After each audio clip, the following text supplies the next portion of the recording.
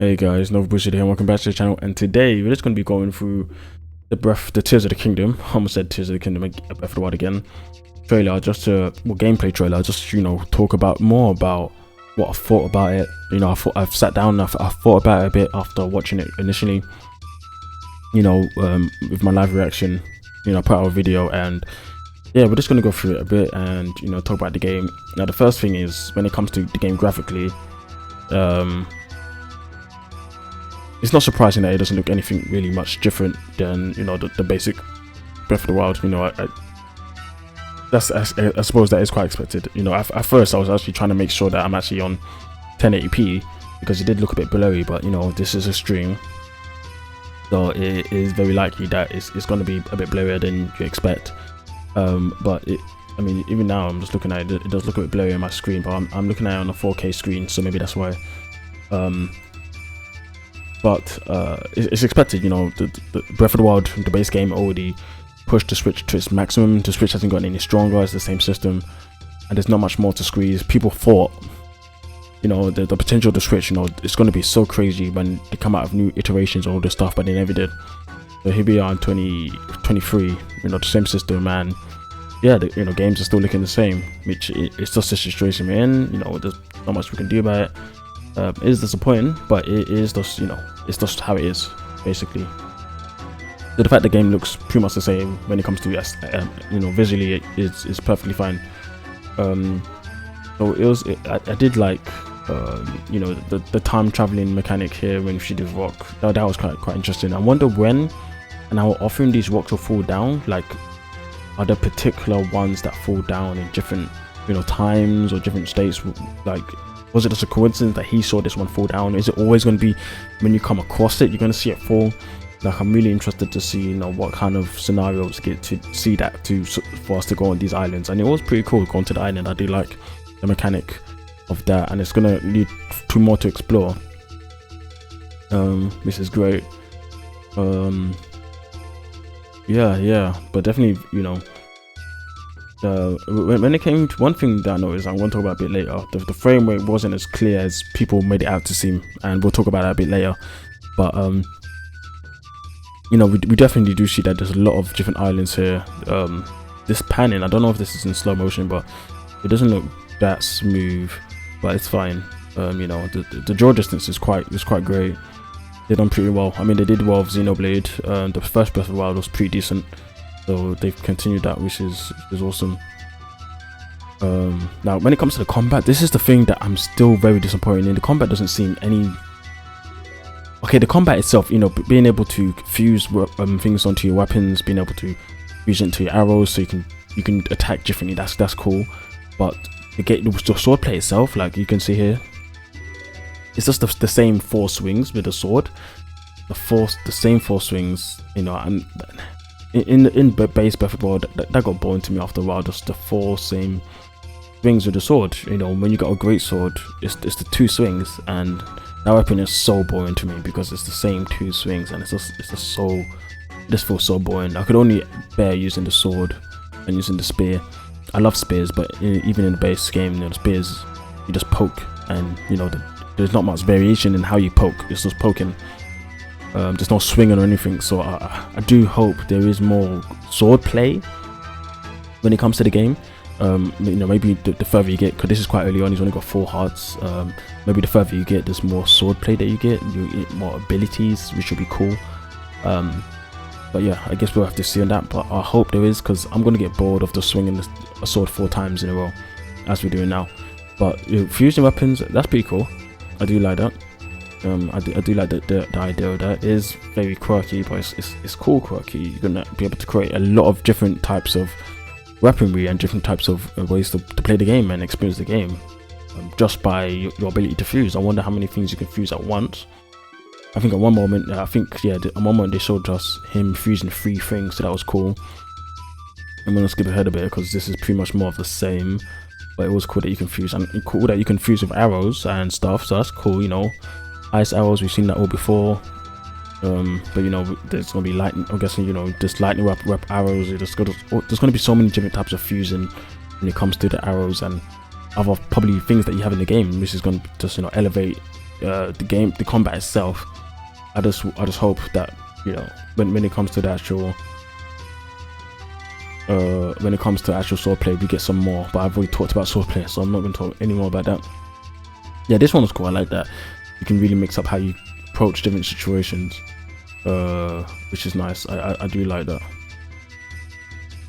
Being able to okay, let's go past that. Being able to build your own rafts, because you can stick things together, you can fuse things together, and I like these. Okay, look, but this is the thing. Every time they hit the fuse, this attach, look. Every time you did that, the frame rate just went. I don't know. It just seemed jarring to me. I know it doesn't last that long, but it just. If it's a thing that you're going to be doing a lot, like, yeah, there you go. Every time he does it, the frame rate just goes every time. So I'm wondering, it's going to be a bit annoying if it happens that often. Like, I'm hoping it doesn't happen too often, but it definitely seems like, you know, it's a mechanic you're going to be using a lot, definitely in open world, and you're just experiencing stuff, and I really don't want it to chug that much. But they said it's a complete game, so it is what it is now, I suppose. Maybe performance, there'll be some performance enhancements along the way. There'll be some, you know, bug fixes and the stuff, if it's possible, without the Switch blowing up. I don't know. I actually don't know at this point. But yeah, this stuff was cool. I like this fan, and it shows the battery. But I wonder if you have multiple ones, how does the battery work? I wonder, because obviously you have one here, you only see the one battery, but then you have this other one. Does it only show the battery of the one that you're facing? Because later on there was 4, and you only showed one battery on screen. You see, now it's 2, and it only shows the, you know, the batteries of the 2 together. It's because they combine together to show the battery of them combined. But how does that actually work? That doesn't really make sense to me too much. This is a short snippet. When it comes to the UI is pretty much the same, which I guess is fine for the most part. You have the UI the same, but you know, the more I see the same, the more I really makes me wonder how much is different, like story wise, the world wise, dungeon wise. You know, weapon breaking still in the game, which is as soon as I saw that, I laughed. I was just like, oh yep, weapon breaking, you know, that's expected. Yeah, that was weird. If you see the battery just kind of, it just jumped.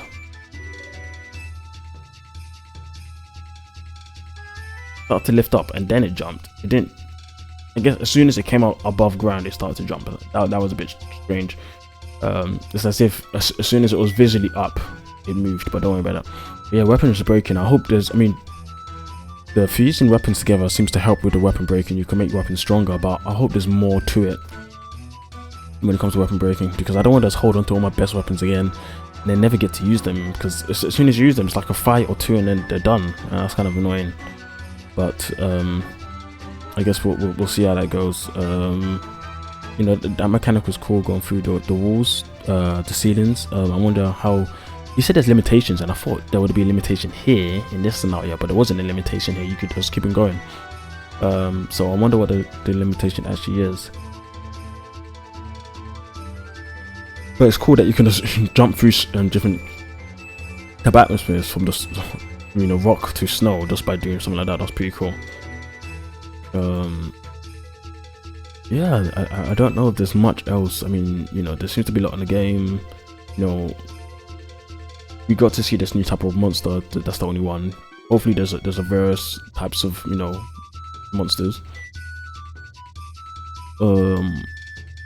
The game has promise. I just need to get my hands on it to really tell, you know, when I'm playing, how much fun is it going to be, you know, like in comparison to Breath of the Wild. Like, some of the things that really stopped me from replaying Breath of the Wild as much as I wanted to was the swordplay. You know, like I said, I'm just tired of swinging the sword 4 times like that. I want more. I want to see more monster variations. Even when I was doing hard mode, it wasn't any funner, because when I was doing the hard mode, it was just, look at that frame rate. It just dips. Yeah, look, it just dips. You can tell the slow. It slows down.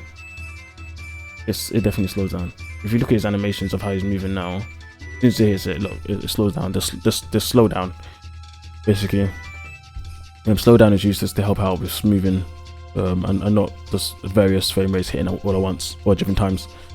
But like I was saying, when it came to hard mode, just swinging the same weapon you know, in the same fashion and find these ridiculously tanky monsters wasn't too fun. If the combat, if I could, you know, mix up the swordplay, and I guess now we have all these different types of ways to approach the combat, but if I could mix up the swordplay as well as that, it would have been so much more fun playing hard mode in Breath of the Wild. But I just couldn't get through it in the end because of that fact. But I hope, you know, and the fact you fight the same monsters, so just tankier.